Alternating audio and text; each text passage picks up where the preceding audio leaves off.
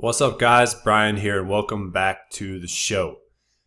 Hope you guys are having an amazing day today. I know I am. I've got a lot of cool things going on inside of our education business and our investing business. One thing that I've been working on that I wanted to tell you guys about real quick, because I don't do a lot of plugs on this show, so just hear me out, is working on improving our online course. You see, when I first launched this online course that I have, I was really trying to give everyone every single tool that I could to be successful in real estate investing. Every single thing that I'd ever used to be successful, I threw into the course, right? And so I think I over-delivered in a way with the first round of the course, which can be a bad thing because you get information overload when there's too much training to go through, and you really only want to know what's the essential things you need to learn and do to be successful. And so what I've really kind of dissolved this course down to is everything that you need to do to get your first 12 rental properties. Now, I talk a lot about how having 12 rental properties, even when leveraged, is the same as making somewhere around $40,000 to $50,000 a year at a salaried job. So if you can get your first 12, you basically are retired, as long as you can live off of that much money. And then from there, you can grow it as big as you want to. You can have a job or start a business to earn extra income, do things you love. Having that foundation really gives you the safety net for freedom. And if you're watching this video right now, you see I have my Freedom Artist t-shirt on. This is something you get when you join our program. But freedom for me is the most important thing. And so after being an educator for about a year now, I've kind of found my voice and realized that that's the main thing that I stand for and the main thing I'm trying to teach to everyone else. So I had to go and make my online course and my training in alignment with that. And so I went through and moved everything that was more advanced to an advanced section, and I've got just 6 core modules inside of this course on how to get your first 12 houses. And guys, if 12 sounds overwhelming, let me just tell you that, in the beginning of the training, everything is about how to get your first rental property, how to get set up, how to understand the process, what team members do you need in place, what market are you going to pick, right? Once you get all that set up and you buy your first one, the next one is way, way easier because you're plugging it into a system that you've already built. Now, I'll show you how to do this to where it's, I'd say, 98% passive. So if you guys are interested in joining our program, which also comes with regular group coaching meetings, you get added to a closed Facebook group. You get a lot of other cool bonuses. I'm adding some stuff in there right now that's really, really amazing, like access to some of the private money lenders that I use, best market report so you can pick which market to go into, all the stuff you need to do to get your accounting and bookkeeping set up so that you don't have to mess with any of that stuff, right? I want this to be as hands-off as possible because I'm all about waking up and having fun and not dealing with any crappy details, right? I just want the passive income, and that's it. So that's what the course is essentially is in a nutshell.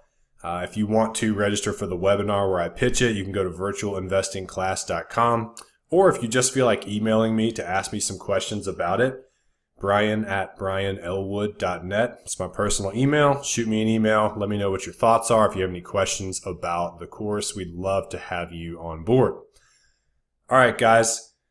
Thank you for letting me, deliver you that shameless plug there. Let's get on to some value for today.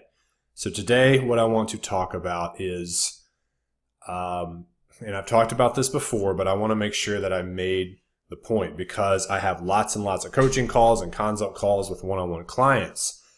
And this theme always comes up where we're talking about, okay, well, I got this flipping business, I got this wholesaling business, but, I really just want to spend time with my family. I really just want passive income and all that, right? Super, super common conversation that I have over and over and over with people. After having it enough times and talking back and forth, it's allowed me to sort out in my mind what the real difference is between the two and when you should do each one, okay? So let me just be clear with you guys. if you're starting a business that is going to wholesale houses, going to flip houses, you are creating a job for yourself, okay? You are not going to be in a cubicle, but it's a different type of a job. I'd say it's definitely a better job and you can make a lot more money and stuff like that, right? So definitely, it's not like this bad thing. But I want you to know that businesses that flip houses, businesses that wholesale houses, they have a lot of stuff going on. You got to get really good at marketing. You got to get really good at sales. You got to have someone in charge of finances and P&Ls. You got to have someone in charge of just overall operations. You got to have someone in charge of selling your properties or your contracts. You got to have someone that manages all the people, someone that creates the vision for the company, someone that coordinates the transaction. You got to have an office manager in place, right? And if you're a one-man show, you're essentially going to be doing all that stuff yourself, kind of hopping from one seat to another when you start your business, right? And whenever you make more money, you can afford to start to replace yourself. And so that's usually where the conversation goes when I talk to these people. They'll say, yeah, Brian, I know that you're right. I have a job. But Brian, my goal is to automate my business so I can step out of it, right? I'm going to automate it. First of all, I kind of wonder why they want to step out of the business, because if it's something you're really passionate about, you shouldn't want to escape it, okay? But we'll save that for a whole nother conversation. So what I usually do is share with them the story of what happened to me, because I was in that exact position myself. I had a wholesaling business that was doing well, doing a lot of deals, making a lot of money, but I was drowning in leads and contracts and analyzing leads and phone calls and, just doing marketing stuff and trying to get the accounting, financing stuff right, trying to build systems. And so I said the same thing. I want to automate my business. That's all. Mastermind groups I've been a part of, that is the buzzword, automation. And I was the guy who really wanted to automate his business more than anybody else. Okay. I read the E-Myth and Traction and, I watched every episode of Shark Tank and I saw how they were just shareholders. I was like, I just want to be a shareholder. I don't want to do any of the actual work. I just want to make this business just run on its own and make me money. So what I did is I set out to do that, and I put someone in place in every single area of my business. We hired an acquisition guy. We hired a disposition guy. We hired an office manager. We hired 3 acquisition managers. One was an inside sales guy. We hired a transaction coordinator. We hired a project manager for the rehabs. We hired property manager. I literally replaced myself in every single area of my business, okay, to where there was only one job left. It was the CEO, and that's what I did, okay? So I didn't actually do any of the day-to-day physical work that made the business run directly, like the technician level work. However, when I woke up in the morning and I looked at my schedule, my day, the way it looked, it was like, oh crap, I have 3 one-hour calls with 3 members of our team today. And I've got to look at their KPIs. I've got to look at the profit and loss statements. I've got to make sure they're being held accountable to all the systems and processes that they have to follow. That's basically what my day was. And I hated it, to be honest with you. It was like I was tied to my desk. I couldn't go snowboard when I had all that going on. I had to be at the computer all day. It was just a different computer. It wasn't the one at the cubicle job. It was the one I'm in right now, honestly. But I was doing things that I didn't want to be doing, right? Which recording this podcast is actually something I really love and I'm excited to do.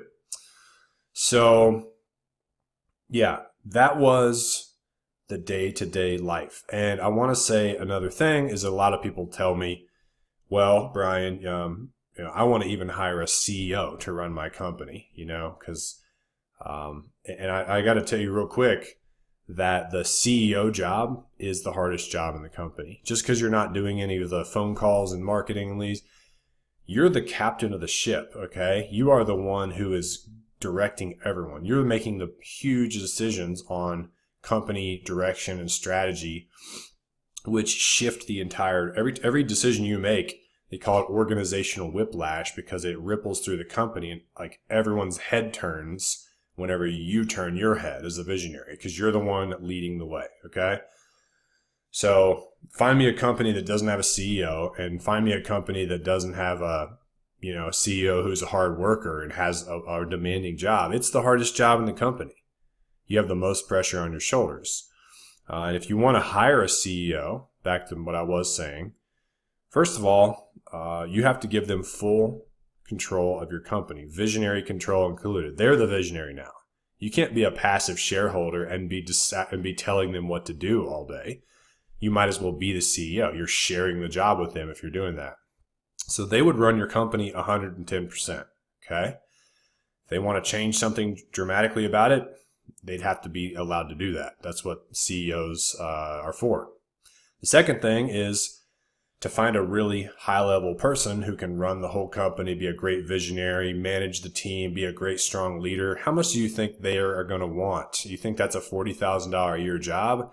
It's more like $140,000 a year at least, right? So your company has to be able to afford that type of salary and be profitable on top so that you, the shareholder, have some money left over. So we're definitely talking about north of $1 million a year in revenue, probably higher than that, before you could think about making a CEO hire. And again, this person is going to be running your business. They could run it into the ground. Maybe I'm just a limited thinker because I'm not Mark Cuban or whatever, and he has CEOs in all of his companies, but I just don't know anybody personally, even guys who have massive real estate businesses that are way more successful than me, that have hired CEOs to run their companies for them. I don't really know anyone who's personally done that. Okay? So I just want you guys to know that that's what you're trending towards when you start a flipping or wholesaling business. It's another job you're creating for yourself that's better than the job you probably had beforehand. But it will require a lot of your energy and your time to sustain that business, okay? Even if you automated everything, your business still consists of human beings, okay? This isn't software and robots. They have to be managed. They have to be led. You have to meet with each one of them every week for an hour, and you have to do a lot of other stuff too. So you will have a full-time job with a quote-unquote fully automated business. In other words, it's not automated, right? Now, I don't want to just sound like I'm totally bashing flipping and wholesaling. There's benefits to it. Like for one, you might find deals for rental properties and things from the act of marketing for deals from your flipping and wholesaling business. You'll find better deals than you would otherwise find. It is a lot of work to find them that way, but that is a benefit. Also, if you are able to flip houses, and let's say you had a rental portfolio, you could pluck houses out of your rental portfolio to renovate for retail, where you do it really nice because the area might have gentrified and the ARVs are high. You could sell that, cash in your profits, and reinvest in your portfolio. Also, the main difference, honestly, is that if you want to quit your job ASAP, and you definitely want to do it through real estate investing, something like flipping or wholesaling is going to get you there way, way faster than buying rentals, right? Because, you can make a lot of money doing flips and stuff like that, but rentals is more of a slower game. So that should be said, but everyone says like, I want freedom. I want to quit my job. I'm going to start wholesaling. You're not going to have freedom. You're going to have a different job. Okay, let's just call it what it is, because I feel like no one else in the industry does that. Okay, so the second thing that we talk about on these calls is, okay, flipping wholesaling is a job, but just a better job. It's higher paying, and I can do it from coffee shops and stuff, which is cool. And what's this whole rental thing? Well, buying rentals is really a retirement plan. Whether or not you ever plan on retiring, I'm not talking about sitting in a rocking chair. I'll never do that. I love work, right? My career and all that is so important to me. I obsess over entrepreneurship and personal development and business and reading and learning, and I'll do this till the day I croak. I promise you that. I'd be so bored if I didn't. But I'm talking about being retired from having to work for money just for money's sake, because you have to pay your mortgage, your car payment, your groceries, your student loan bill, whatever the stuff is you have, right? Building up a rental portfolio is like, with each little extra passive income you create, it's like it raises this safety net where you start at $0 a year in passive income. by the time you have 12 properties, maybe you're making 40 or 50K. And then you have the choice whether or not to work, right? So, and people say rentals is a long-term game. I actually think it's more of a mid-term game. I have a friend who started buying rentals a little over a year ago and already has 5, already making, 10, 15 grand a year or so in passive income, probably has 100K in net worth in the portfolio that's equity that's his, right? All of that inside of 1 year. So I don't think this is a long-term game to buy rentals. It's more of a mid-term game. It's not short-term. It's not long-term. Hope that makes sense. I really think that most people can replace their income as long as it's reasonable, or cover their living expenses as long as those are reasonable, in about 5 years or less using rental properties. You have to be maybe a bit more aggressive than most people are. You can't just buy a house a year and expect to retire in 5 years, right? But if you bought, 3 houses a year, yeah, I think you'd be good to go, even if they all had loans against them from private money lenders or banks or something like that. Okay, so it doesn't matter whether or not you're a wholesaler, a flipper, you drive for Uber, you work at Starbucks, you sit in a cubicle, you got to be building your rental portfolio because that's your guaranteed escape plan, whether your business works out or not, whether you are able to, if maybe you decide to stay at the job, because you can't figure out a way to quit the job and replace your income quickly. Well, rental properties will eventually replace your income, and it'll happen way, way faster than your pension plan or your 401k or your Roth IRA or stocks or any of that stuff, because this makes passive income that you can spend, right? Plus, they all go up in value. It's kind of hard to screw up real estate investing. That's why it's made so many millionaires, because it's like the ordinary man's path to freedom, just the average Joe. You go up to the local RIA meetings, and it's usually a bunch of old guys who are just up there wearing, flannel shirts and stuff, and they're driving old pickup trucks and just smoking cigars, outside, but they have 85 free and clear rental properties, and they didn't even graduate college.